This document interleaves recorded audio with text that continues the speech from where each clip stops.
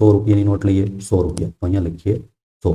એના પછી 50 રૂપિયા, 50ની એક નોટ છે તો 50 લખીએ.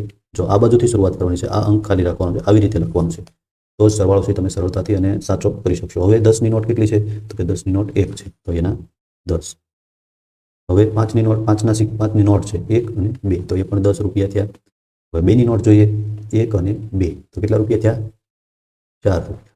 હવે 1ની નોટ જો, આ 1ની નોટ છે, 1, 2 અને 1 સિક્કો છે, એટલે 3 રૂપિયા થયા.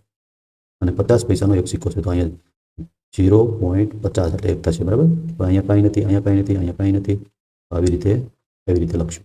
હવે અહીંયા બધે પોઈન્ટ કરી દઈશું એટલે આપણને સરવાળો કરવામાં સરળતા રહે. બાજુ બધે 2 2 શૂન્ય આવશે. હવે આનો સરવાળો કરવાનો છે.